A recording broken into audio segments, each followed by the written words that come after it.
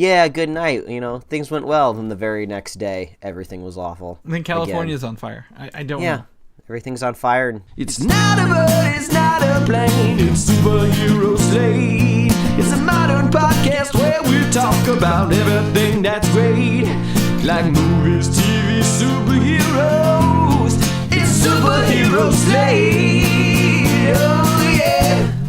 Hello, everyone, and welcome to Superhero Slate, the show where we run down the latest superhero entertainment news. we love TV, movies, and superheroes, so let's talk it all out. My name is Chris Dillard. And my name is Mike Royer. And we are going to get ready to stream with Disney Plus. All right. iPhone Plus. Now, I don't know. This is a big naming trend. We're going to talk about this later. We're going to catch up on some long-lost, forgotten Fantastic Four film. Okay. Arguably the best one out there, Mike. You're probably excited. There's no more Eggsy for Kingsman 3. I just had eggs for breakfast not long ago. So delicious. Eggs is on the mind. Eggsy Benedict? No, and more. Oh, Eggsy Benedict would be like their viral marketing, because like Netflix does that all the time when they have like a new show coming out. Like they'll just pick some big markets around the country and they'll just do weird like pop-ups. Like they did like the Banana Blue stand for like Arrested Development. When the Gilmore Girls shows came back, they did like some pop-up Luke's diners around the country. My thought is, I remember this when Fantastic Four, the bad one, the last one came out. Didn't they have like a Denny's menu that was specifically Fantastic Four? And like I imagine them doing this for Kingsman, like getting the Statesman breakfast and Eggsy Benedict, something like that. Pardon my language, but Denny's is such a slut for brand deals. They will brand a pancake into anything that you want. They're just like, any movie, we don't care. We'll make you an omelet for it. As long as we can put your characters on our paper menus, we got to get people in this Denny's. Yeah, we need some color in here. I mean, even IHOP went IHOB for a minute there, so I mean, whatever. Like they're literally trying a little. They'll do anything. Something about if you serve breakfast 24 hours a day, you really got to market yourself pretty hard. Oh, man. Anyway, Mike, you know what I've been doing this weekend, and I absolutely love it. Since I got off work on Friday, I've been playing video games all weekend long. And not only have I been playing Fortnite, I actually whipped out the old Nintendo Switch and bought a game called Golf Story. Golf Story? Yeah, so it plays like the old 90s like RPG games like Pokemon or like Legend of Zelda, top-down little 16-bit graphics. Okay. But everything when you do this game is golf related. You complete quests by playing golf. This has got to be a Japanese game. It is not. It was an American game. And what? It's been out for about a year, and it's very, very simple, but very, very like soothing. I don't know. Okay. Because the graphics aren't. We're not talking Tiger Woods 2018 here. Graphics. You got little squares, and you like hit your A button, and it does your power, and then you come back and you hit it again to make sure you don't hit it left or right. And like there's like you gotta like this mission I just finished. These birds' eggs had been stolen by some kid. So I had to go take the eggs back and hit them into the bird's nests. Oh, wow. What problem can't be solved with a golf club? Exactly. All sorts of like puzzles and stuff like that. You explore all the maps are golf courses, like competing golf courses. It's got the cranky instructor modeled after the guy in Happy Gilmore. Who was that actor's name? I don't know. The alligator bit his hand. Okay. He's in that high five image you love so much, or the bro hand. Carl Weathers. Who it is. There we go. And it's very simple and like reminds me of something you play on like a Super Nintendo, but like it's still RPG-esque. So I've been very, very much enjoying that in my downtime. And wow, okay. And you have a PlayStation. Shout out to one of our listeners for adding us this week on PlayStation Friends. Thank you. I'm not going to give away your gamer tag because that's rude. Yeah. But Ratchet and Clank, the remake for PlayStation 4, really been having a good time with that. Just got the jetpack, flying around everywhere, shooting people, upgrading my guns. I'm such a sucker for jetpacks. Any game that has a jetpack, I will just throw it on and I'll just like mess around and not get anything done. It's true. But this week, I've just got to warn you, if you don't hear from me for a few days, the Pokemon Let's Go comes out for Switch. which is a remake of the Yellow game. I don't know if you remember Yellow from... I had Yellow, where the Pikachu would follow you around. Yeah. So Let's Go is a remake of Yellow with like 3D graphics and like full on like depth realization in the worlds, and like you catch the Pokemon, kind of like in Pokemon Go rather than doesn't the old way. doesn't it have like gameplay features where it connects to Pokemon Go in some way? You can transfer Pokemon from Go into your Let's Go game. And it's only the original 151. You're not dealing with anything else if you're an old OG Pokemon player. So if you like those original 151, I'm very excited to pick that up for Switch. It's my first technical Switch game I've purchased physically, not digitally, not like a little DLC game. So I'm very excited to give that a go. And Spyro's remake comes out next week, the week after that, Mike, if you're into Spyro the Dragon. I was into Spyro back in the day, for sure. It's all 3 games, I think $30, maybe 40, but you get them all remastered on PlayStation 4, Switch, maybe Switch, at least Xbox and PlayStation 4 going forward. So video games have been on my brain all weekend, Mike. It's just been wild. I don't know.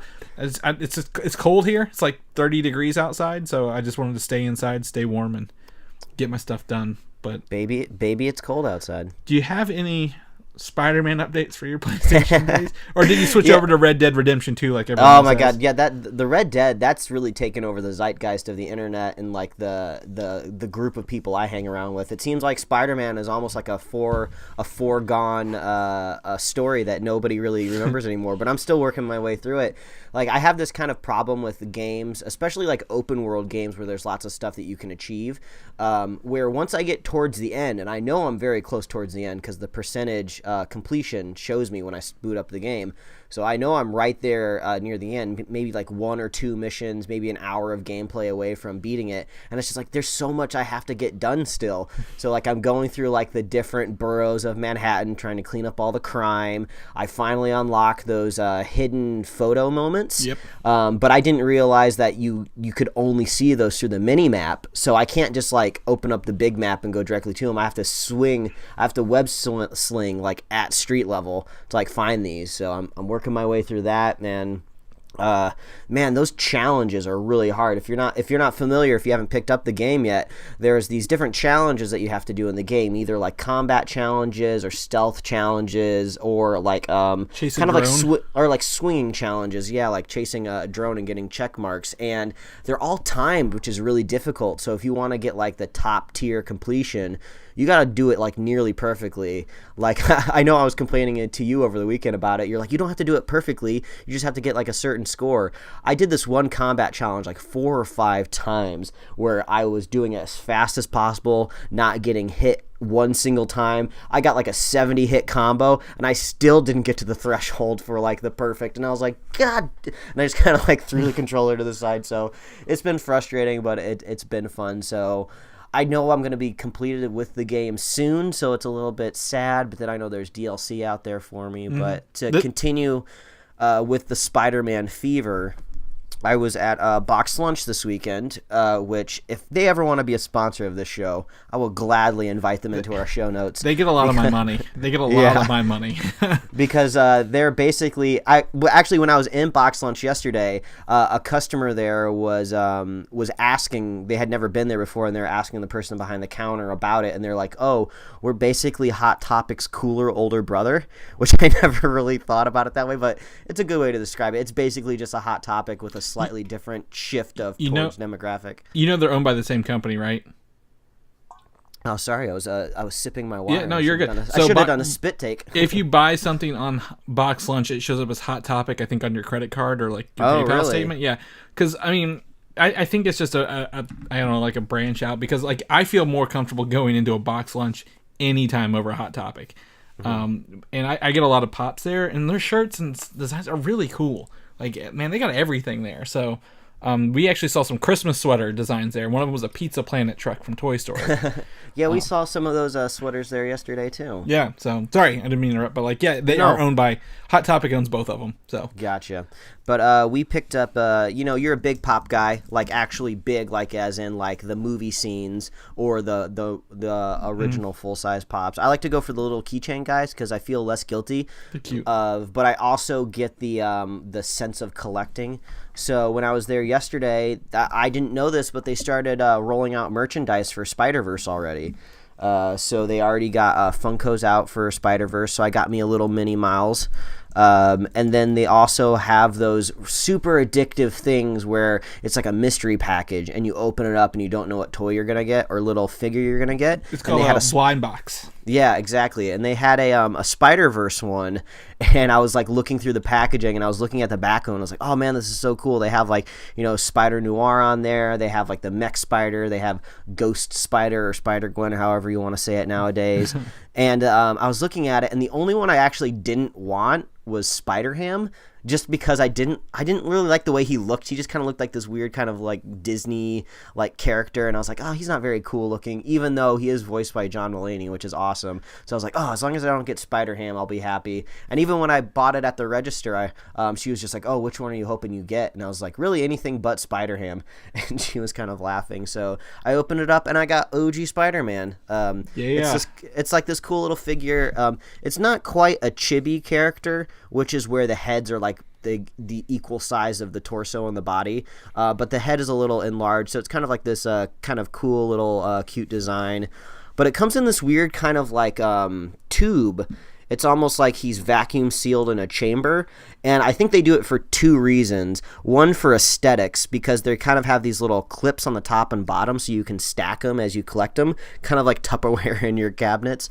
But also it's clever because you can't feel around the package to try to see what it is. Mm-hmm. Because I don't know about you, but I've successfully identified what's inside packages before by like squeezing it and feeling it around. Oh yeah, I've got 3 keychains, a Black Bolt, a Black Panther, and a Miles Morales Spider-Man from like 3 years ago, because we felt around in the packages. And got those and they try to do it by putting like maybe a small sleeve of like thin cardboard around it, but no, you can feel it. So this one you couldn't, so it was just totally up to fate. But I'm actually trying to like pull the plastic dome off because I don't want it covering it. Like I want to see the dude. So I like broke off the clips on the bottom of it, and I'm actually physically like right now in front of this mic trying to like pull it off, and it just won't come off. So I was like, well, what the hell are these clips for? Did you freaking glue this thing on there? So I don't know. So that's my little small toy haul from the weekend. So I'm just happy to see Spider-Verse merch. That movie is going to be so good. I'm so hyped for it. Yeah, I mean, just before we jump into the news here, I actually, just looking at my list here, I have 6 Spider-Verse pops already.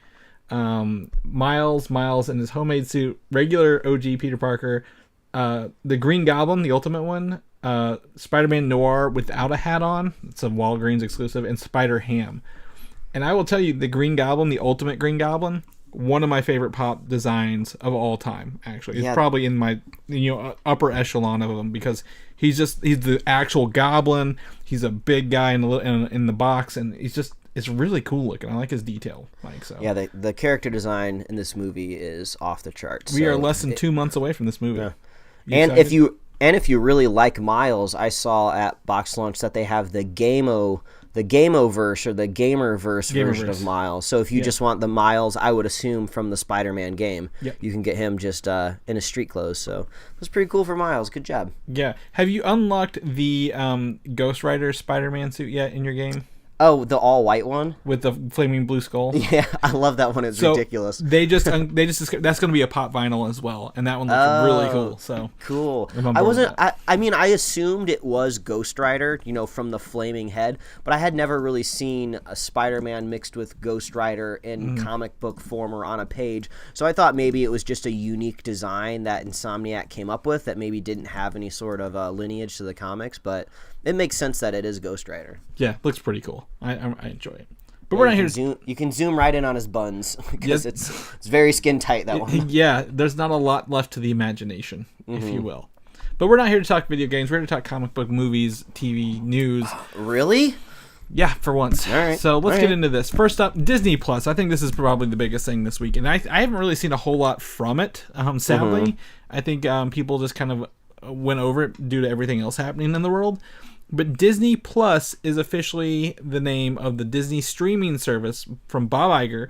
It was on an earnings call this week, a quarter earnings call or whatever. And they have outlined some of the shows. Some are very surprising, some are not.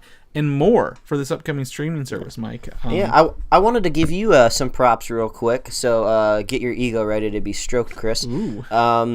I watched some news coverage of Disney Plus earlier this week out there on the internet, and people, were discussing the name, and you were the only person that brought up the fact it's like, oh, it's because they own ESPN, and their streaming service is called ESPN Plus. So it just makes sense. And I saw other people trying to reconcile, like, oh, why are they using Plus? Is it because, like, Hulu used to be called Plus, but they're not called Plus anymore? And then one random person was just like, oh, I have, like, a phone app that has, like, the word Plus in front of it and, like, a game. Like, so the props to you for just going right to the logical conclusion. Yeah. Well, I think ESPN Plus, like, launched earlier this year, maybe March or so. Some people I worked with are very big into it. So they would actually pull up the Apple TV 4 in the office and sign into it and throw some other stuff up there. And I think, just a quick search here, plus.espn.com is a great name, like a great subdomain for this. So plus.disney.com, that's very simple, very easy to use. I've got to give props to my friend Brian Smith. For our Comic UI, all our subdomains are only 4 letters.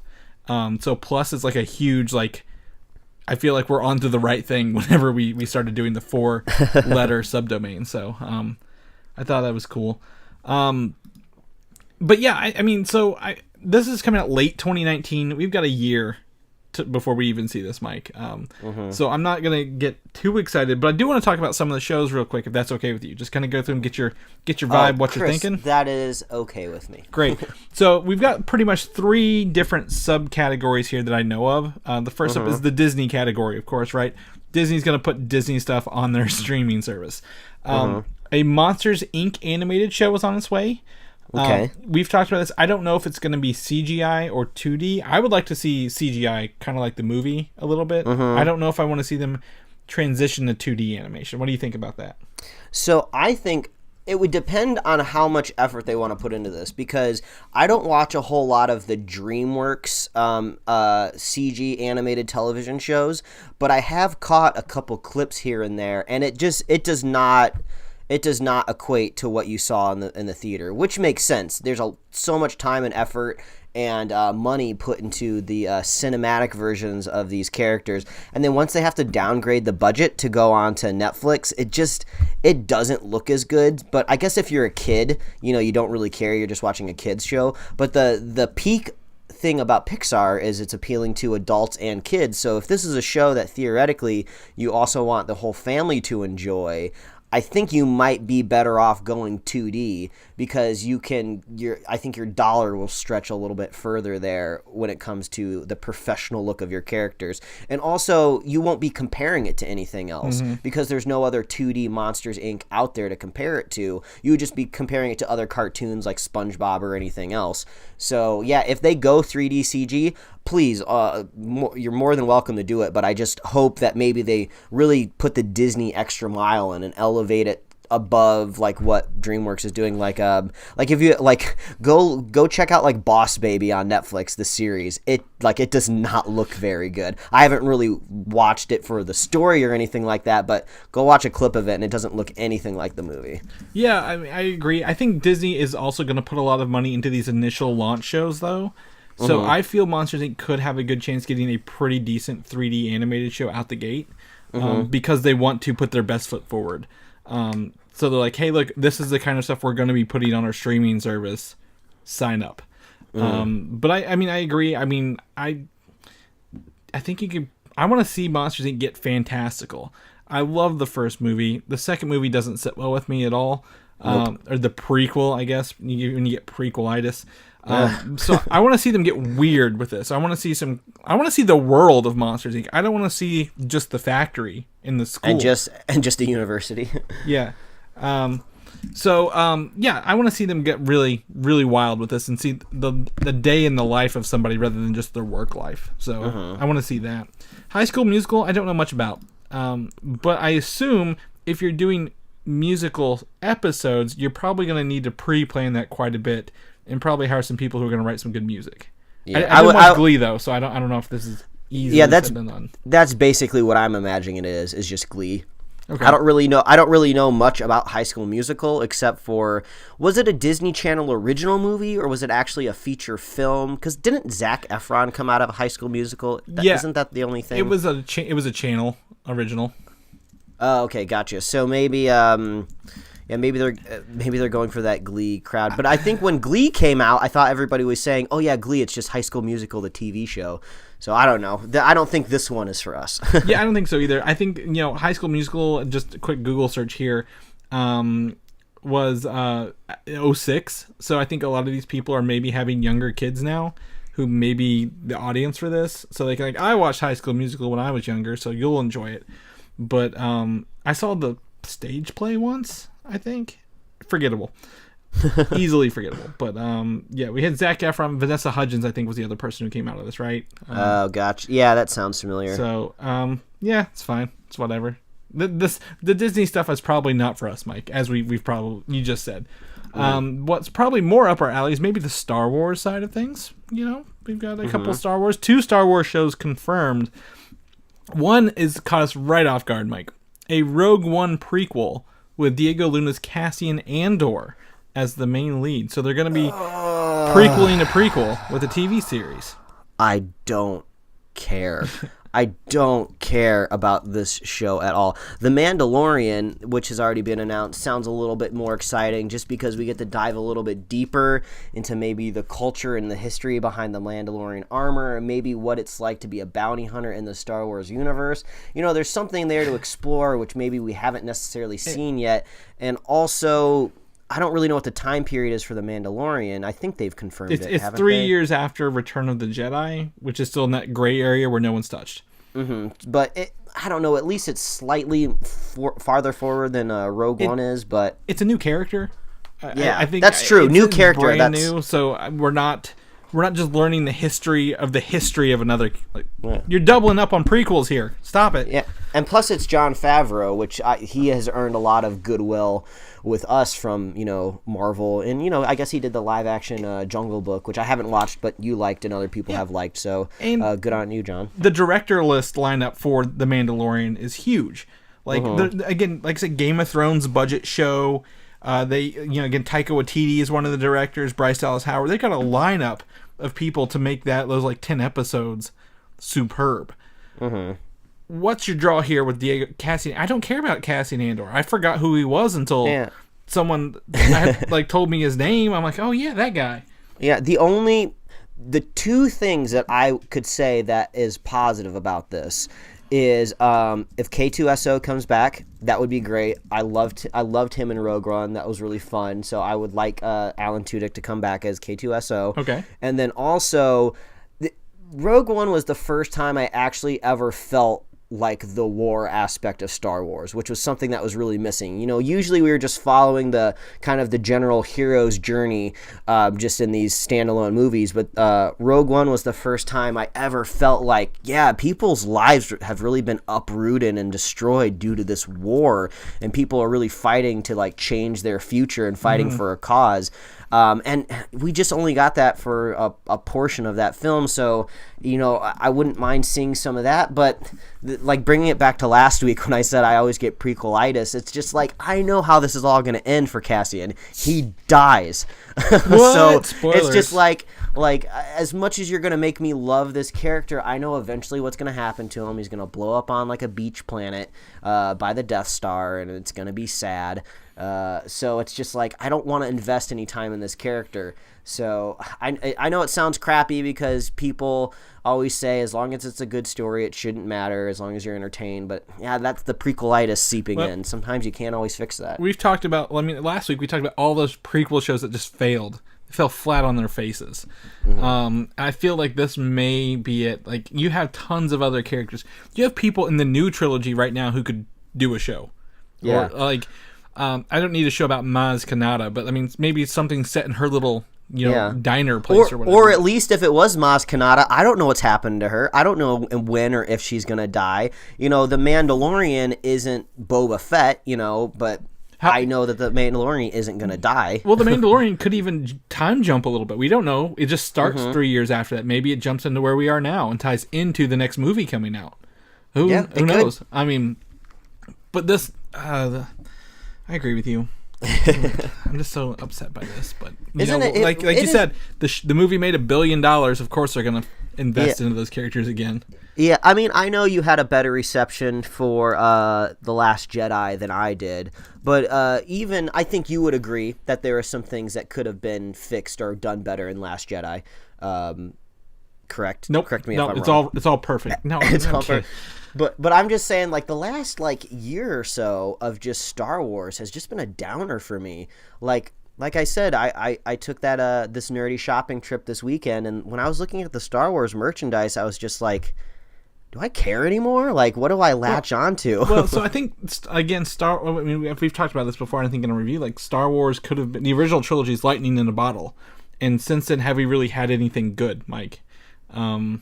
The prequels kind of sucked, and the last two have been very divisive in terms of that. Yeah, that's true. I really loved Force Awakens, but I know some people didn't. I can't watch it. Like I'm just like, oh my god.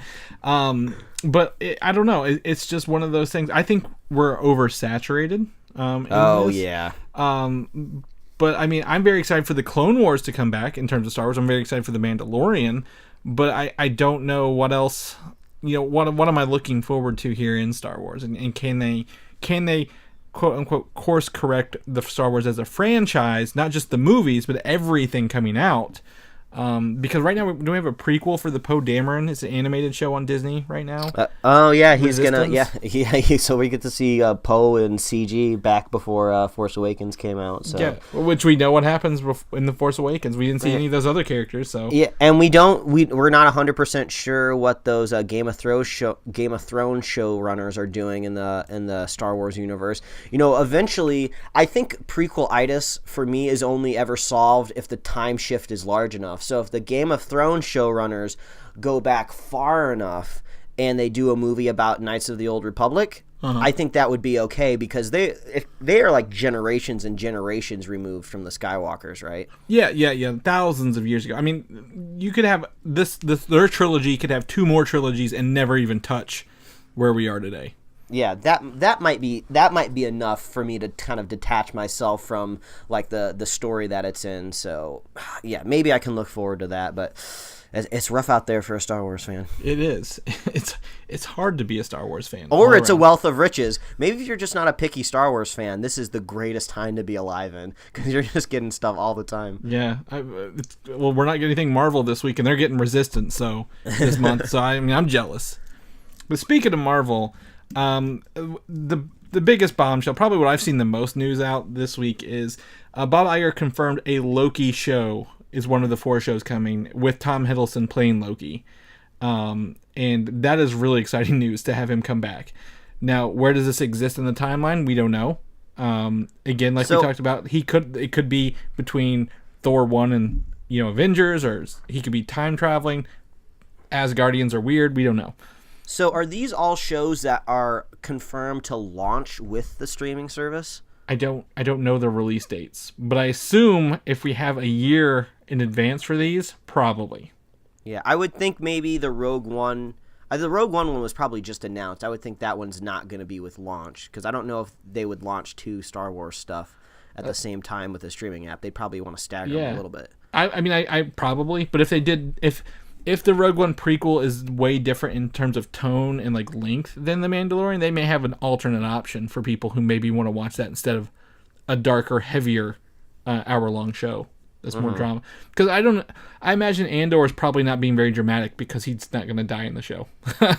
So depending on the tone, probably. But I assume Loki will be the one that launches with the show. Or launches with the service. You know that the Bucky Winter Soldier has a writer, but they didn't say anything about it on this call. So I assume it's probably going to launch with the service. Yeah, and I think Tom Hiddleston tweeted about Loki this week. I don't remember what it was. He said more stories to tell, pretty much. He made a little poetic stanza that everyone was freaking out about. But so this is all great. If this service launches with all this stuff, good job. You're already heads and shoulders above the DC streaming app which launched with pretty much nothing. But I'm actually really curious what the streaming service's back catalog is going to be because they're going to own the Fox stuff. They're going to have all of the Disney Vault stuff, and I don't think they're going to necessarily dump all of it onto the streaming service at once. Well, because they want that news cycle of every month new things arriving. But I hope there's a robust back catalog when it launches, so at least there's stuff I can browse through. So what's going to be interesting is with the Fox deal closes, Disney will control, I think, 60 to 75% of Hulu as well. So how do you keep Hulu going with your content and your streaming service? I think we're going to be very tailored to maybe these three audiences here: Disney, Star Wars, and Marvel. And it's none of the Fox stuff, because and it's probably just depends on the familyness of the content. Yeah, anything that's probably like light PG-13 or PG and below, it's probably going to go to the streaming service. Anything that's got a little bit of an edge to it, they're probably going to put it on Hulu. Yeah, and also I think I just don't see people going to Disney Plus and searching for Fox movies to watch, if you know what I'm saying. So I think they're going to diversify between those two services to get more revenue, but also make sure you know what you're getting when you sign up. When I sign up for Disney Plus, I don't want to be watching The Predator on Disney Plus, I guess, is what I'm saying. Do you think all the original Disney animated classics are going to be on the streaming service once it launches? Oh, no. The way they vault their movies already, I don't think we're going to get everything all at once. They may do a rotating catalog, to be honest, to keep that, I guess, the vault feel. I don't know how true that maintains anymore, because everything's coming out on Blu-ray and digital, so they may not do that, but I totally see like them slowly dripping things out on that. We're part of the Disney Movie Club here in our house. So every month they have a featured title that you can order. That's like the Blu-ray, DVD, digital combo pack. And sometimes it's not always new stuff. Sometimes it's old stuff. I think 101 Dalmatians is like their big one right now, for some reason. So, which we already own. So I think, they could have them like, hey, we're adding this movie this month to keep those, like you said, mentioned those titles fresh every month. So you're not just getting them all straight out the gate either, of those quote unquote classics. Not everything, but just the classics, I guess. I don't know. Does that make sense? Is that making any sense at all, Mike? It's coming through, man. I'm just curious. They got to compete with Netflix. Netflix has got a gigantic catalog, so it makes me think that maybe they don't want to pull any punches. Maybe the biggest headline Disney could possibly make next year when they roll out this streaming service is every Disney classic movie. We've unloaded the vault. Every single Pixar movie, get it on one streaming app. I mean, that's a huge proposition. That's a huge sell right there. That's how you get people to cancel Netflix, move over to Disney, or just add it fresh. I don't think you can just kind of like, pardon my French, like pussyfoot into it. Like you got to go whole hog now. Like, DC didn't necessarily have the means, so they kind of had to be a little bit more strategic of kind of like, let's appeal to very specific nerd culture, going with like a really weird dark and gritty show where we say F Batman. We'll get some subscribers that way, but I think Disney's gonna have to go a different path and just like throw their catalog at everybody's face. I'm probably gonna lean the other way, because I don't think Disney needs to, because Disney is it's a bigger name brand than Netflix, I think, because you have quality over quantity. Because I mean, again, I canceled Netflix, there was nothing in there I really wanted to watch. So I think with everyone also going to their own streaming services, we may see Netflix lose a lot of their catalogs when those deals expire to hold their stuff. Well, you know what? Everybody out there, cancel all your streaming services. Just make sure you have Hulu, because they just added King of the Hill, which was removed from Netflix a few years ago. Made me and my wife very sad. So we're catching up on King of the Hill, and oh man, I love that show. It's so funny. Yeah. It's just so. Oh man, go watch King of the Hill if you are not familiar with it out there. It's great. And I'm in a different role, because we've actually spent a lot more time on Amazon Prime Video this past month, because again, Hell's Kitchen seasons 1 through 15 unedited on Amazon. You were talking about, yeah. So we've spent a lot of time actually in that, which is weird because we never usually spend a lot of time on Amazon. But another good just kind of a network drama that's funny that is has a very deep catalog is Monk. If you ever saw Monk on the USA Network, that's all on Amazon too. So you don't necessarily have to go for the new biggest shiny original series on Netflix or any other service. Just go watch Monk. Monk. I think anything that has the Friends or the Office is probably going to win. Whoever wants to watch those shows. Man, Friends is going to be on that Warner Brothers streaming service, so get it while you can on Netflix. Mm-hmm. What I want to see is my Marvel catalog on a streaming service, Mike. We're just gonna jump into Infinity War right now, right here, right now. Avengers: Infinity War. I think it's a good movie, Mike. You think it's a good movie? Do you have a good time watching it? I think it's a fantastic movie. I had a dream the other night where I was in a Avengers-esque world. So I was like fighting Thanos. This is crazy. Some listeners of the show might recognize that I've had recurring dreams in the past where I am Spider-Man swinging through the city. And kind of ironically, the video game has satiated that dream. I haven't had that dream in a while. So now my nerdy brain is just porting over to the Avengers. But yeah, I was like beating up Thanos the other night in my dreams, and I like woke up at like 6 a.m. and like very early. My wife is still asleep, and I was just like, I should just go to the couch and watch Infinity War because I'm like primed to watch it. But I went back to sleep instead. Yeah, I guess. I mean, it's pretty good. It's good. I think about it quite a bit. I mean, I shared with you the movie moment coming up with Thor throwing his axe into Thanos' chest coming up from Pop Vinyls. Oh, that looks good. I think everyone should have that one. But Marvel has upped their Oscar push for this upcoming season. I think 5 movies are in there.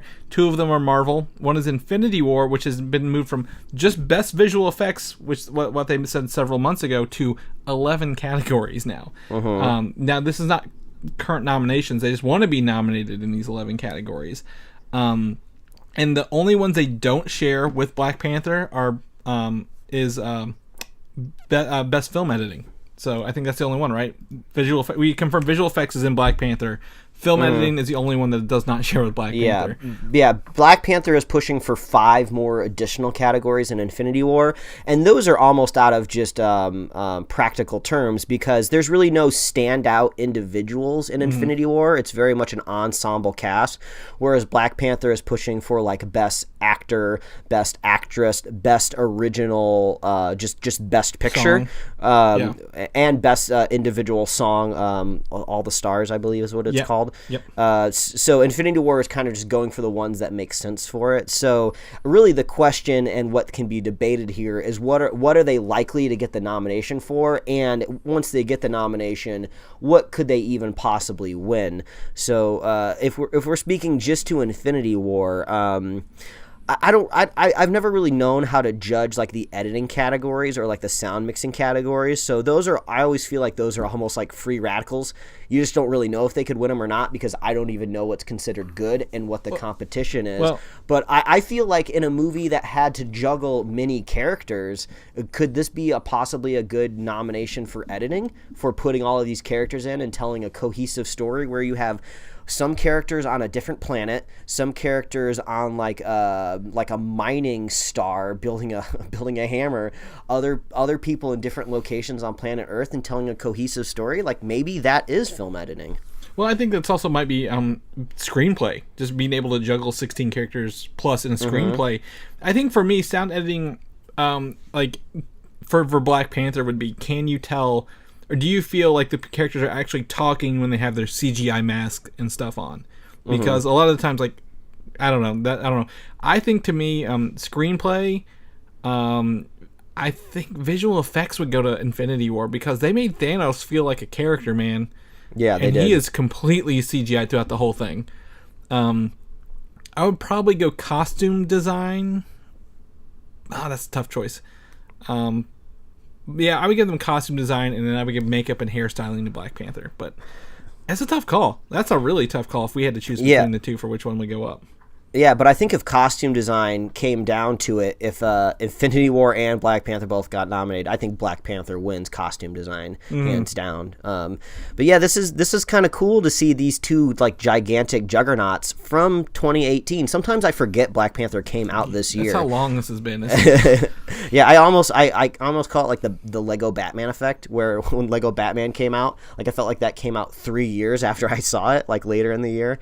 So yeah, we'll see if they can even nab any of these categories, but I think it's safe to say the best bet is like the technical categories, visual effects, editing, things like that, screenplay and best picture and stuff like that.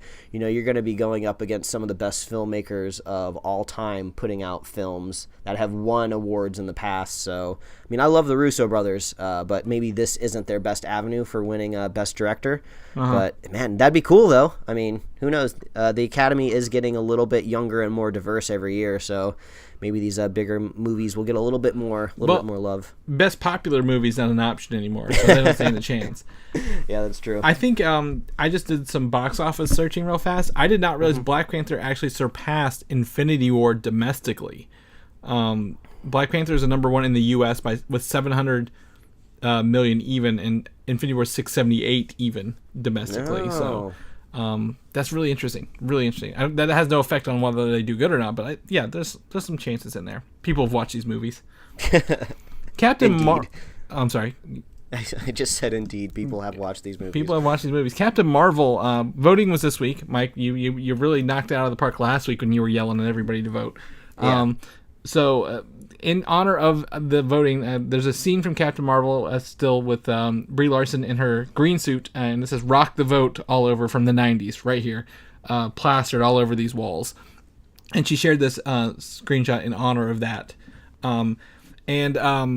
What's really fun about this is if you look at the phone number, there's a phone number on that the phone booth there, Mike. Do you see it? Mm-hmm. But it's like 800, maybe 654-2192, right above the 25 cents. Anyway. Oh, gotcha. Okay, man, you really zoomed in to see that, didn't you? Yeah. So apparently, this phone number used to be ABC owned. Like they use this phone number for like all generic things. Like, oh, you've reached a phone number owned by ABC. Thank you for watching our show / movie. But apparently, they let that lapse, and now it goes to like talk to hot women line. So if you call that, you're going to get one of them. I don't know. I mean, Disney hasn't done it. Like they didn't change the photo or anything. They might have to buy it back for a little money. But it may or may not be Brie Larson on the other line. I mean, they might say they're Brie Larson, but I actually think it's more interesting that it looks like she's hacking a payphone with like a cassette she ripped out of a car. So yeah.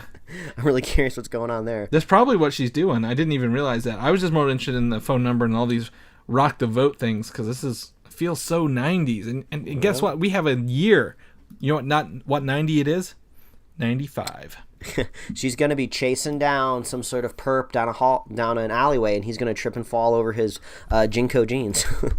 It's true. I don't know when. So the website, one of the websites confirmed like the year was 1995 for this, and I think it was like a Korean website first. So a lot of people were saying it was like 91, 93, but like I said, we looked at the box. I looked up when not box office, Blockbuster was going on. I think I said it was like 95 or 96. So yeah, I think you were looking at like the specific branding of the Blockbuster that she careens into in the trailer, or you were like, well, they updated their branding by this year, so that's why it could be in this.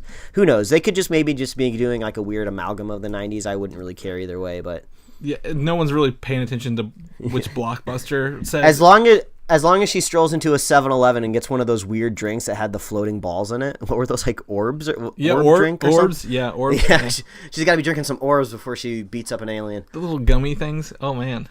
Flashback, 95, right there. Anyway, so I'm excited for Captain Marvel. That's our next big Marvel movie coming up. So we've got till March, but I'm hoping for a Christmas time trailer, Mike. What do you think? Trailer number 2 in Christmas time or January? I don't know. It's going to be an intense trailer season towards the end of this year here because we got Infinity War coming up. We're going to get the new Spider-Man one soon. Then we're going to get Captain Marvel.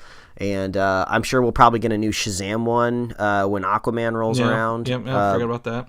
Yeah. Maybe a Joker teaser. Mm-hmm. December's usually do Star Wars teasers 1 year out, don't they? Aren't we due for a Star Wars teaser this December? Yeah, we are due. Yeah, so man, a lot of dots on the map, but none of our darts are hitting them. So we'll figure that out later. The Eternals movie, while we know someone's working on this, the production is set to start September of 2019, Mike, which would line up for that November 2020 release we talked about a couple weeks ago. They're kind of. This is the movie that always confuses me because I always think it's just about randos in space, and then you inform me every time. No, they're actually on Earth. So. Yeah, these were humans that were experimented on by Celestials. Now, could they take them to other planets? I think Titan was like one of the planets. Like the people on Titan ended up being some of these people. It just seems really strange because Eternals and also Inhumans just seems like a weird back way that Marvel was trying to get mutants into their universe without owning them. But now that they own mutants, it's just like, well, you can kind of just whip up people with powers now through mutations. You don't necessarily have to like go through a convoluted story of people being engineered by aliens with powers. So I'm kind of curious how Eternals kind of fits into the grander storytelling of the MCU, but yeah, that one's a wild card for me. Well, so for me, this is because I think we're going to get some development of the history of the Marvel Universe, and these may lead into the X-Men. I don't think this will be taking place concurrently in the timeline. I think this is going to be a history of like where all these powered people come from, maybe even some Captain Marvel stuff. I don't know, but I know Thanos has the deviant gene in him because there's the Eternals and the deviants, and that why Thanos is so ugly, like his chin and like his purpleness, like the Eternals look very human. If you're a deviant, you're ugly as sin, kind of like angels, devils, kind of parallel. But Thanos has the deviant gene in him, and I'm pretty sure Skrulls are all deviants as well because they have that same chin. Looking to them. So I think they're just going to set up the back history of these alien races we're going to see more prominently going forward. If we see more Skrulls after Captain Marvel or Fantastic Four, love it. I mean, maybe this sets up a long history of a secret invasion, Mike. Like the Skrulls. Oh, yeah, it could. Like, it's not just now 90s whenever the Skrulls came and took over. Like, they've been in the human race for a very long time, and we're just now finding out. I don't know. Is this the one that's going to be directed by Ava DuVernay? No, she's doing the DC version, New Gods. Oh, yeah, that's right. Which is very, very similar. Because they were both... These are both... The New Gods and the Eternals are created by Jack Kirby. Like, they're literally the same thing. So he did New Gods at DC and then came back to Marvel and started working on the Eternals again. So you're going to see some parallels here. It's a confusing world out there. We're trying to finally make it to our local library so we can get a library card, and I'm pretty sure they have comics and graphic novels there. So if they have any sort of Eternals stuff, I might have to pick something up so I can be a little bit more knowledgeable whenever this pops up in our show notes. Yeah, I've got there's two series. There's the Jack Kirby series, and Neil Gaiman did a series I think in the late 90s. 2000s. I actually have that one in completion. I'm pretty sure individual issues. I really like it. Maybe I can hook you up with something, Mike. Get you to read it. All right. But if you don't like to read, maybe you like to watch movies, you can go hop on YouTube right now and watch the entire 1994 Fantastic Four movie. Now, most of you may be like, Chris, they didn't release a Fantastic Four movie in the 90s. What are you smoking?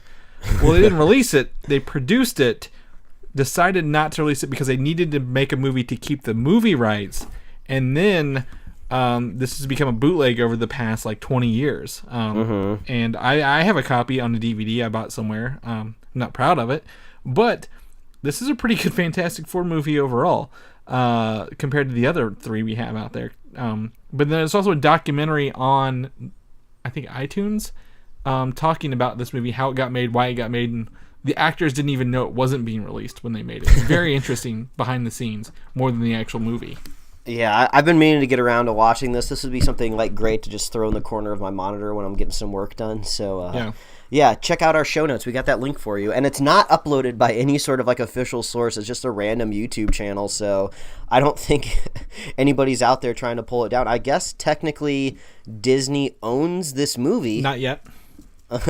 But maybe once that finally goes through, that'll get taken down. So you might only have a couple months left. No, Fox didn't make it. It was a third. So some other third party. It's not Fox who owns Fantastic Four. They license it to a third party, which will come back to Disney. But they're the ones who own this movie. So Fox or Disney, I don't think will own it at the end of the day. They just have to. I can't believe no one's pulled it down. Really, like it's a whole hour and a half movie sitting there on YouTube. I want to make sure this link still works while I'm sitting here. It did. I just clicked on it. Yep. We're good to go. So there you go. Go check that out if you're looking for a free movie and some time to kill. Now, this is probably not the best news for us, Mike, but it's good news for some people. Venom has made more money total right now theatrical than Justice League did overall. Well, not surprising. I mean, if I had to rank them, I would put Venom above Justice League for sure. I would as well.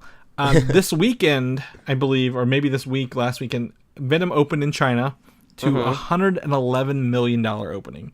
This is the second highest superhero movie ever in China. China, what are you doing? What's with your weird black goo fetish? Can you guess which movie beat it? In Avatar or something? No, superhero movie.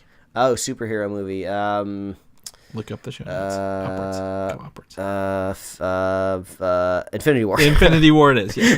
I was going to say The Eternals. That's not out yet. No, not far enough. That I have the exact numbers here. Infinity War did 191 million. And this was 111. And it's the fifth best non-Chinese film ever open there. So I think it's safe to say the sequel to Venom is going to have a prominent Chinese star in it. Yeah. Because that's going to be the market that they're going to want to play to. I don't know. Man. My concern is this large haul for Venom. It's going to go two ways. One, they're just going to go all in on Venom and they're going to shoot themselves in the foot on the next one. Or they're going to be like, well, we don't need Marvel to help us make money off Spider-Man properties. We're going to not let you borrow Spider-Man anymore, and we're going to go. But I think Spider-Man made a lot more money, knock on wood. But I hope they don't take the wrong lessons from this, which movie studio executives always tend to do. So, I don't know. It's a little concerning at the end of the day. I'm like, I think they'll absolutely take the wrong lessons for sure. I don't think Sony has the finesse and the long-term outlook that Marvel does, or even Fox had for their movies. I think they're going to do exactly what you think they're going to do. The next movie is going to be Carnage with Woody Harrelson. It's probably going to take place in the same San Francisco Bay Area. It'll be just as mediocre as the one that came out, and they'll make some money, but they'll probably make just around the same amount of money, maybe a little bit less, but the budget's going to be probably double because they're going to want to make more money out of it. And then if it's critically bad enough, we might just have another Amazing Spider-Man Andrew Garfield situation where, like you said, they're going to shoot themselves in the foot on the second one, and we'll never see the third one. Yeah, how many Venom sequels are you going to set up in the second one? 3, 4, 5 extra Venom characters at the end there? They walk through a basement of just different color goo. Yeah, because I mean, honestly, the best sample to look at here is those Andrew Garfield movies. It's the same Spider-Man property, pretty much taking the same route. When I watched the Amazing Spider-Man, I had similar feelings that I had to Venom. I was like, well, there's some stuff here maybe that could be good, but I feel like this is a bumpy start. Some stuff looks cool, but it's just on surface level. So yeah, those are our Venom predictions for next time around. God, we at least hope it's R. We need an R-rated Venom 2. What do you think? With Carnage? Yeah. Yeah. Well, I don't know, Chris. You seem to be pretty opposed to the R rating the last time. Oh, I'm not opposed to it. I just think if they want to tie it into Disney, they're not going to let it. Now, speaking of R-rated movies, which was tied to my next thing here, Deadpool. Once Upon a Deadpool. I apologize. The PG-13 edited version of Deadpool 2. There's two ways to look at this, Mike. It's a limited run. It's not going to be a full theatrical run like we may have talked about, starting December 12th until Christmas Eve, 2 weeks, right? A portion of these proceeds, I think most of the movie ticket that comes back to the studios will be going to charity for this movie as well, which was a surprise. I didn't expect that. We all thought it was just a straight up cash grab. But what if this is a soft launch for Deadpool in the PG-13 territory to get them ready for the Marvel? Yeah, that's what I've been hearing out there. Like, oh, we're gonna test market to see if people will like Deadpool if he's PG-13. I really hope they don't neuter him. I hope Deadpool doesn't go all out and join these universes. I think he's just this weird bottle of lightning type of character that, you're talking about Star Wars earlier like that. I don't think you're going to be able to wrangle him and throw him in with a group. I think he sucks up way too much oxygen when he's on the screen. I don't think he's going to be able to play nice. I think he kind of needs to be the focal point of he's the class clown. He doesn't want to be relegated to the B storyline, Well, I don't think Marvel is going to do that either, because I think Ryan Reynolds would walk. Like, if they were like, you've got to be PG-13 from now on to be in our movies, he'd be like, no, I don't want to do this anymore then. And that would essentially ruin the whole formula, because he is the big part of that formula. What I also, what do you think about X-Force then? If him being part of X-Force, do you think he'll work good on that team instead? Movie? Well, it makes a little bit more sense just because in Deadpool 2, when he is like kind of forming the first proto X-Force, he is like the team leader. Mm-hmm. So I think that makes more sense because it's a Deadpool movie. Like we kind of all thought Deadpool 2 was just going to be called Deadpool X-Force, possibly, Yeah. or Deadpool 3 was just going to have the X-Force in it. I guess I'm not really sure now. I'm actually just more curious why the run ends on Christmas Eve, because I thought it was kind of a bit of a tradition for some families to go see movies on Christmas Day. I mean, my family never had that tradition, but I'm surprised this doesn't run until at least the New Year, because that holiday kind of extends for most people. My assumption is there's probably some other Fox movies opening up the 21st that they were like, we got to get, like, you can only have so many Fox movies in the theater. We got to get some of these out. So Gotcha. We're like, hey, we're going to run this for 2 weeks. Money goes to charity. If you see it, you see it. If you don't, you don't. It's more like an experiment, really. Yeah. I mean, outside of in a vacuum, like where there's no other movie's existence and this is the only thing, it's a funny concept. Let's take this very rude, crude character, neuter him to PG-13, and we'll only run it for 2 weeks, and it'll go to charity, and we'll just see how funny we can make it without being able to swear. That's funny just in a bottle. But when you put it in the climate of everything else that's going on around it, you just only see the cynical side of things. Well, I don't think it's going to be, it's going up against Aquaman and Into the Spider-Verse and Mary Poppins, and I'm pretty sure there's other 2 movies in there. That isn't there, I thought it was like an artsy movie, like a remake we talked about going up on the 21st there. Either way, it's got some hella competition, Mike. I don't think anyone's going to go watch it. I'm like, they're like, oh, we already seen Deadpool 2. Most of those people, like I said, under 18, probably have already seen Deadpool 2. It's in theaters. They can go pick it up at their buddies. Their older brother has a copy and they've watched it. Like, they're not going to the theater to watch this. So I think it's just a moot point at this rate and at that time point when it's coming out. I think it's going to, again, fall flat on its face, to use a phrase that we used earlier. I don't see legs. Do you? I mean, does that make sense? It's a weird little experiment, but I don't know. They might get my money. I haven't decided yet. Yeah, the charity aspect's kind of nice. I like that. Watchmen, the TV show from on HBO, coming out. They're filming it right now. Jeremy Irons, the butler and Batman, Robin. Alfred, there we go. Couldn't think of it. Is playing an older version of Adrian Veidt / Ozymandias from the original. Yeah, that's what I was just about to say. Like, they're going a little bit older with this role, so that's a good sign, because if they're going to do a Watchmen series, I think it needs to have a little bit of a reimagination. Well, I also think this is like, even then, it's the future. We're not doing a prequel to Watchmen, thank God, because we all know what happens in Watchmen, right? So this is in the future, it's an older Ozymandias. I think one of the newspapers says that he was dead, so either it might be in flashbacks or he might have faked his own death too. We don't know. All brand new stuff. I'm very excited to see kind of where this is going. And catch this on HBO, Mike, because I'd like to watch Westworld, but their town burned down that they filmed that in. So can't watch that. Hellboy, the movie coming out next year. I don't know if you knew this or not. Maybe you did. The rumor is Thomas Hayden Church, previously Sandman in Spider-Man 3, will be playing the character Lobster Johnson. I don't know if you know Lobster Johnson or not. What the hell's a Lobster Johnson? So in the Hellboy universe, Lobster Johnson was like a pulp comic / TV series serial from like the 30s and 40s that Hellboy grew up watching. Come to find out, he actually was a real person in that time zone, and they use these comics / TV shows to hide his actual like fighting Nazis and doing like going up against these crazy things in the 30s and 40s.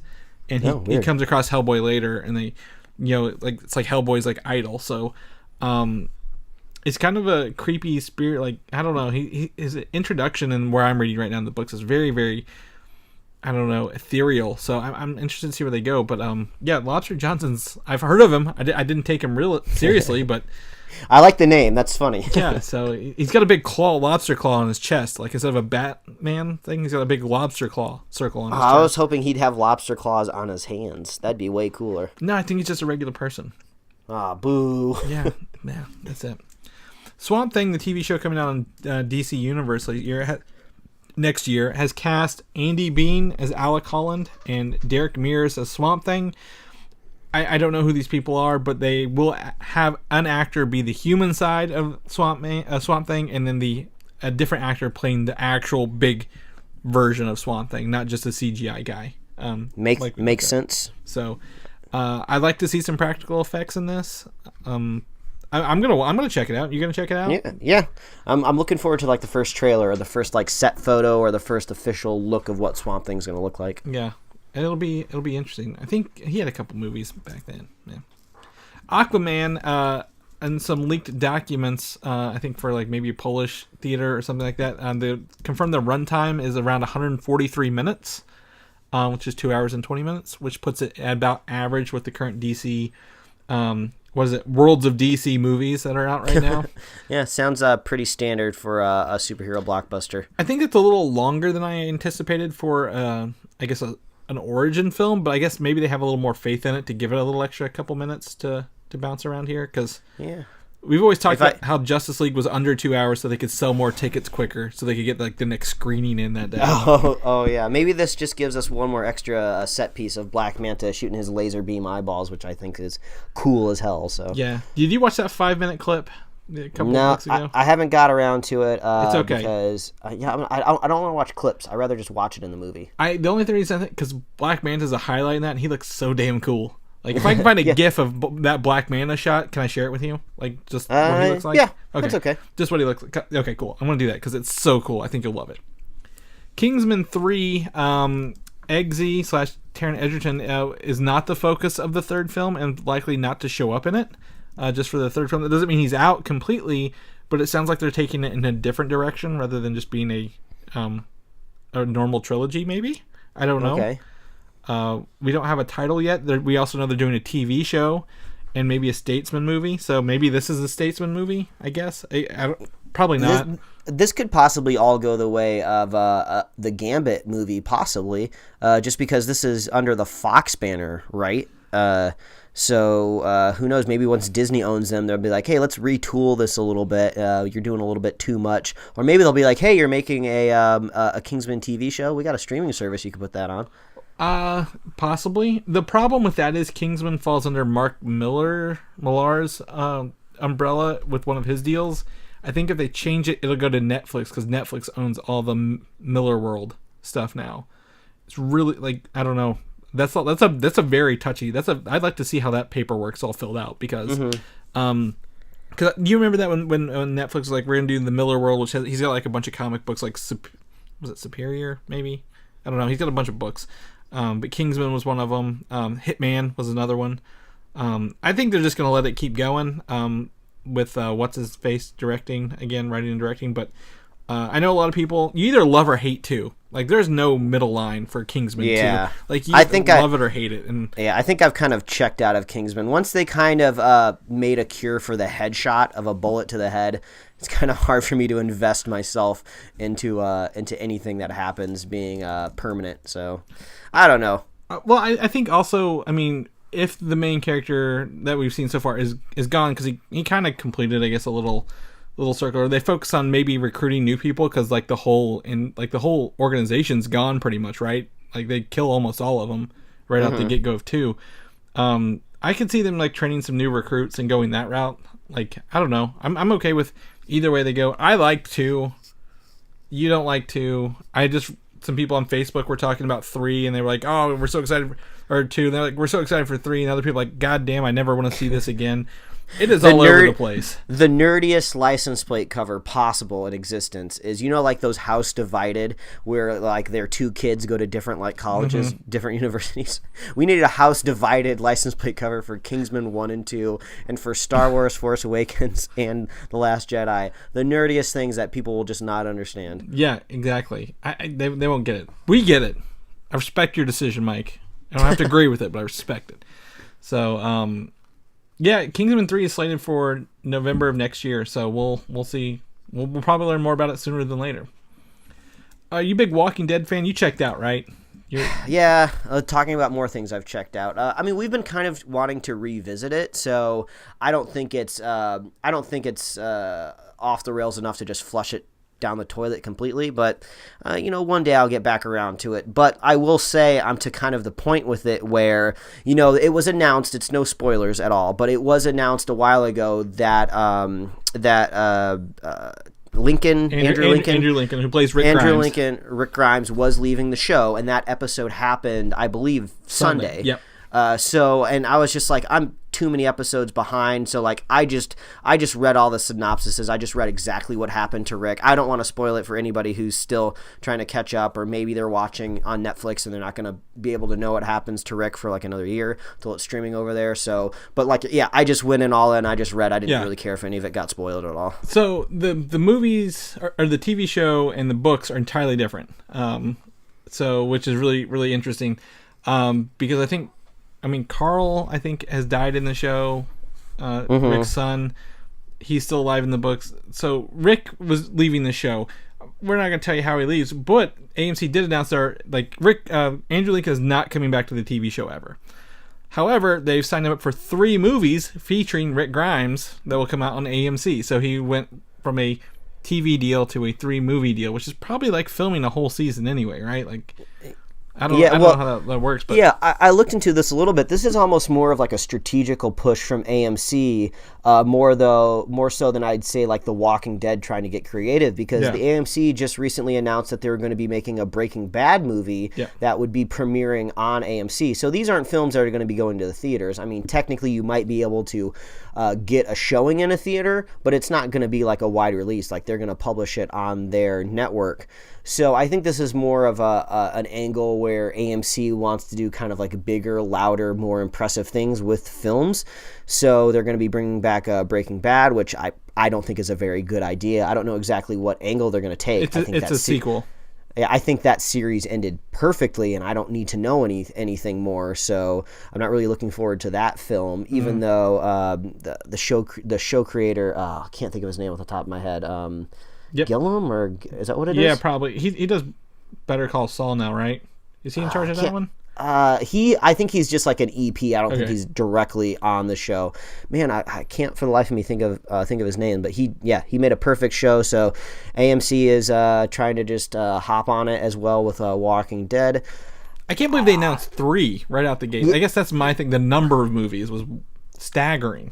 Yeah, and that I think they said that the reason Andrew Lincoln wanted to leave the show is, like, if you've never heard him in an interview, he is from the UK. That's where all of his like family and like just lineages, and he says it's really difficult basically living in Georgia year round. He doesn't get a chance to see his family a lot, so I think maybe that's why he wanted to do the movie deal, because it's basically like 2 to 3 months at a time. So instead of like working like 6 to 8 months at a time on a TV show, he can just hop in, do some cool stuff, and then go back home. So, and he's a big enough star from a big enough show where maybe that would work, but I don't think this is for me.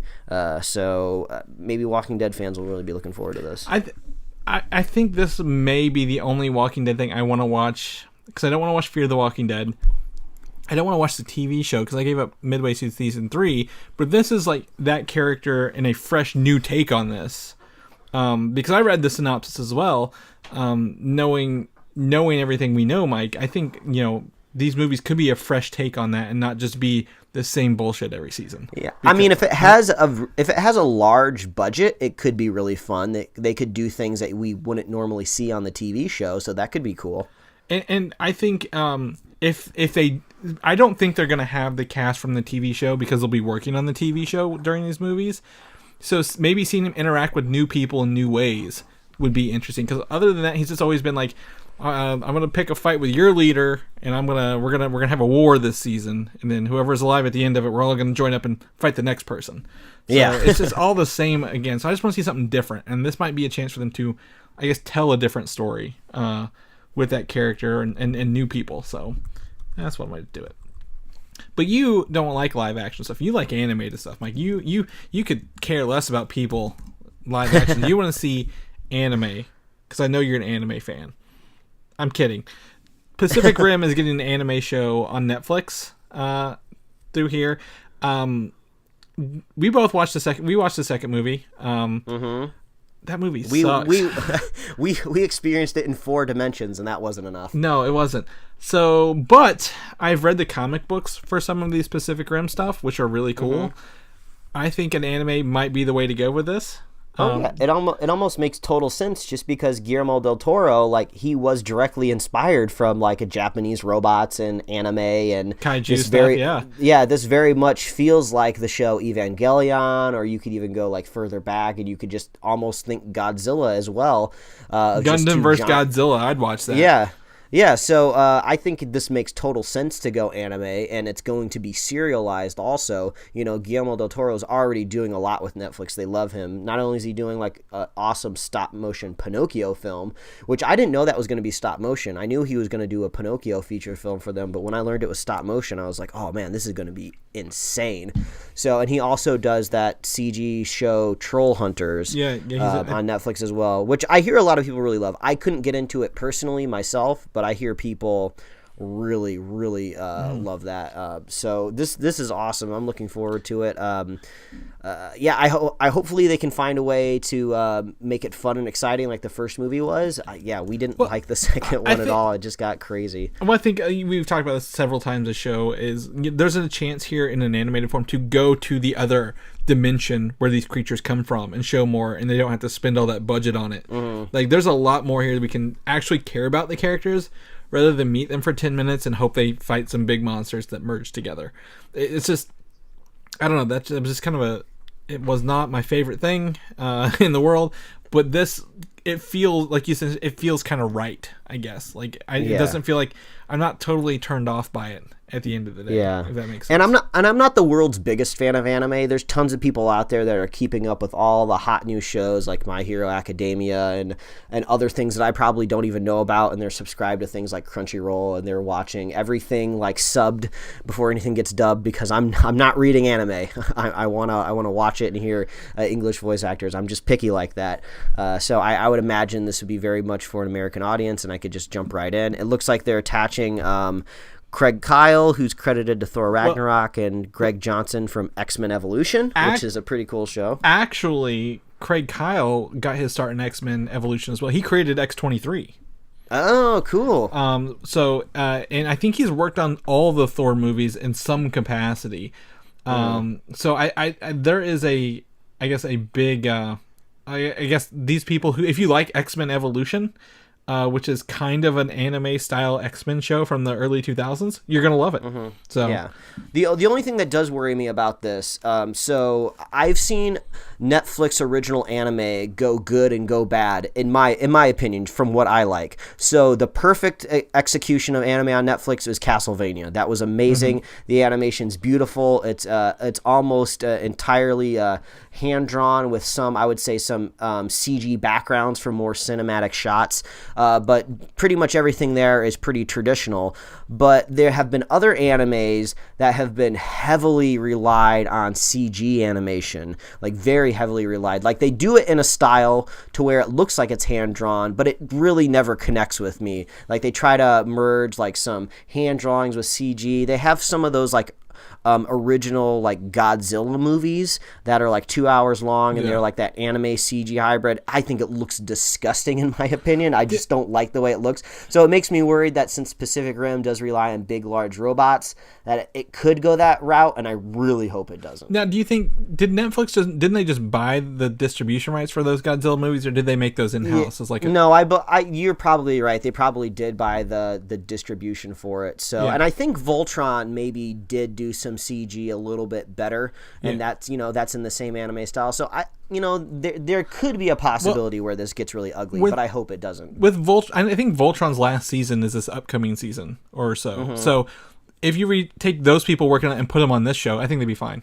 I mean, it's a big mech show anyway. Yeah. So. And I would hope maybe Pacific Rim goes for an older audience like Castlevania does. Because, you could tone it down a little bit, because I think this show is supposed to be pitched as like two kids who kind of steal. I think they say they steal a broken down kaiju to look for their parents.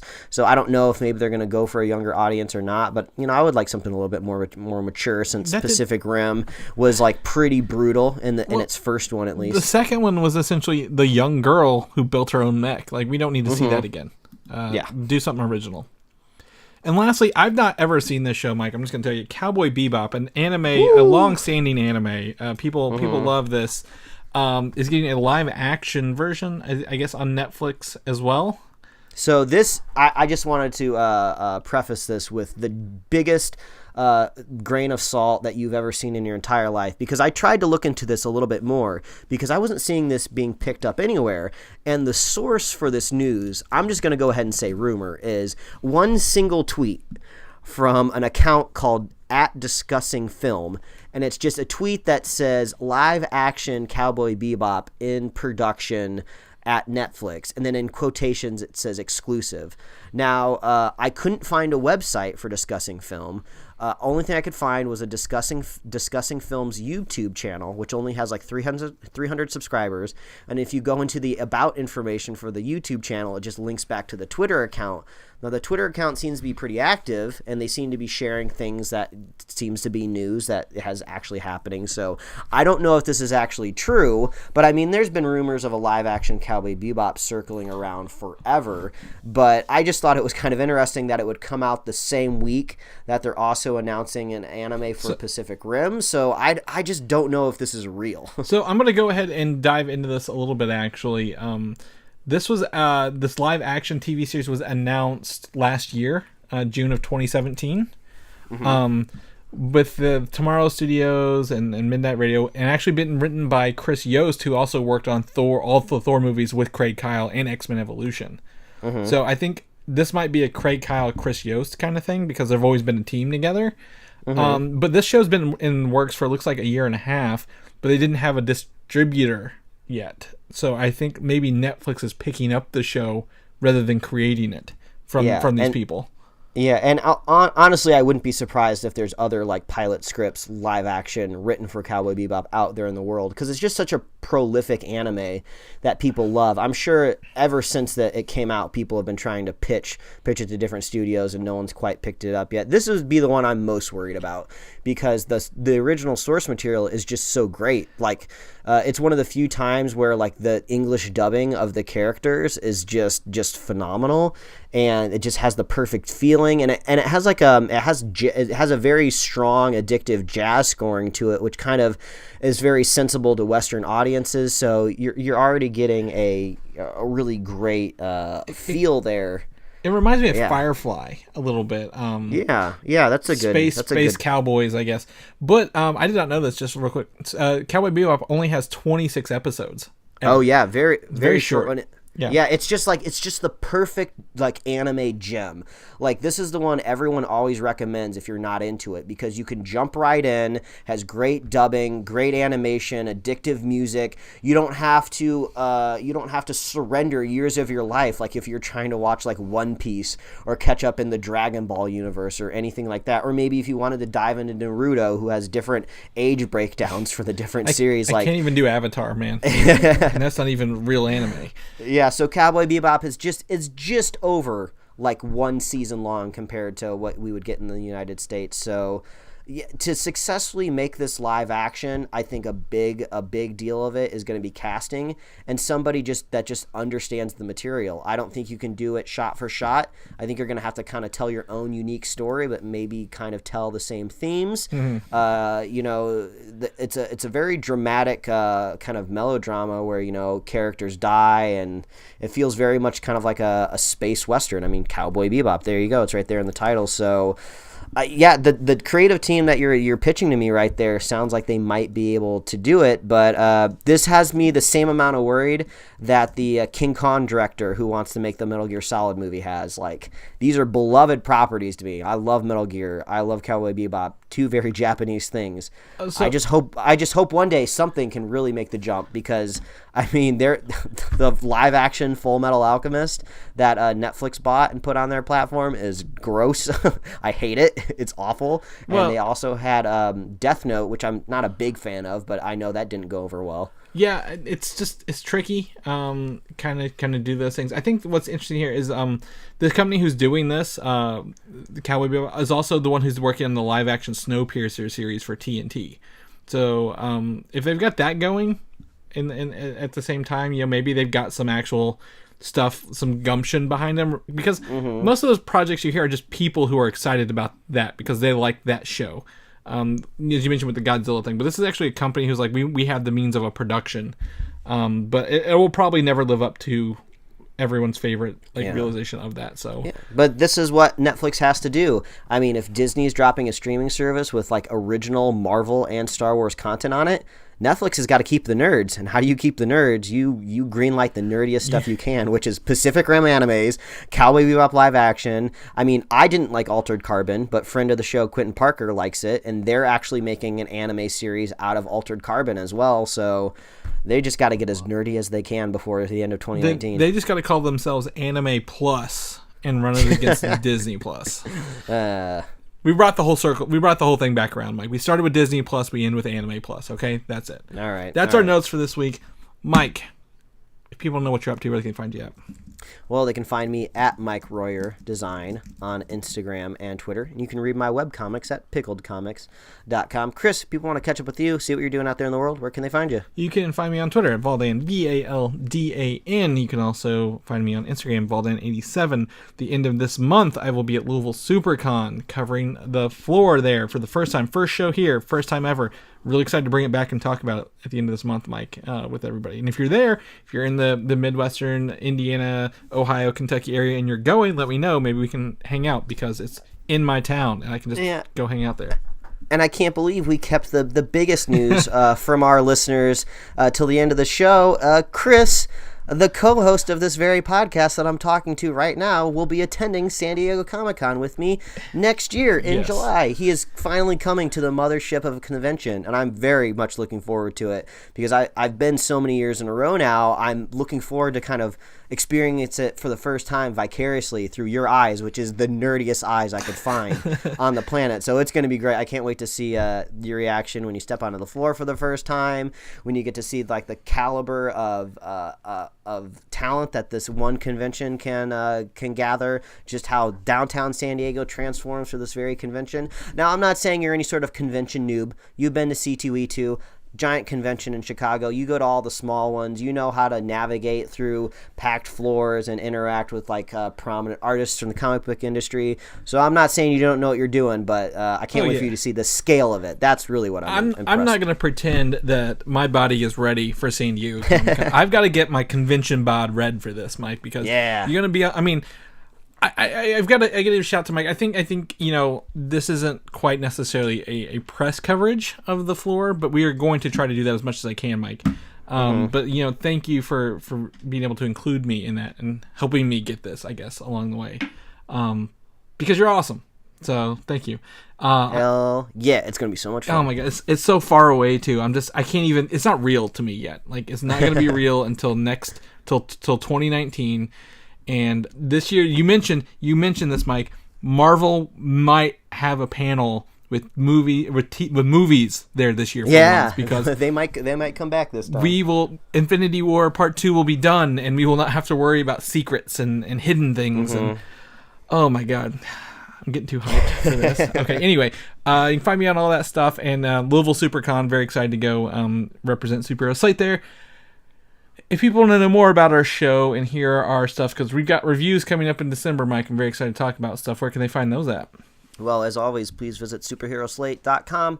That is the best place to find all the avenues we host our little show here and to get our awesome show notes. So you know you want to watch that classic Fantastic Four unreleased film on this weird bootleg YouTube channel. We got the link to that in our show notes, so visit superheroslate.com and click on this episode, and you will find the juicy goodness that is in the show notes. And you can find us on Apple Podcasts, YouTube, Google Podcasts, SoundCloud, TuneIn, Stitcher, iHeartRadio. We'll put it anywhere else you want it. If you got a weird podcast app we're not familiar with, let us know and we'll put the show up there. You can like us on Facebook, follow us on Twitter and Instagram, and you can get merch at superheroslate.com/store. If you want to go to your own convention and, sport Superhero Slate, you can just get a pretty cool shirt with our logo on it. We'd appreciate that. Take a picture. Man, we'll retweet the heck out of that, and we'd love that. If you're a fan of the show, we love hearing from you.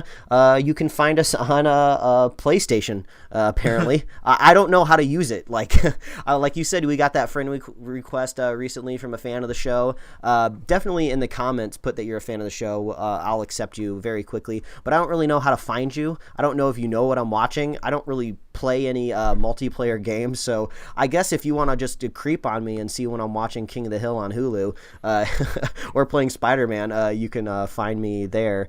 We love hearing from you, so chat us up on YouTube, Twitter. You can send us an email. We love hearing from you. And if you're a super fan of the show, we love our super fans. All you got to do is share the show with a friend, share the show with a buddy, and we will be here every week, and we love you. We do love you, and thank you for not pitching your cult this week. I appreciate that. And we got to take it's Veterans Day tomorrow. I got to take a day off. It's observed tomorrow. It's technically today, but we will catch you guys next week. All right, adios. Thanks for listening, and don't forget to subscribe. Apparently, those magnets are strong enough you can stick it to a fridge and it will not fall or move at all.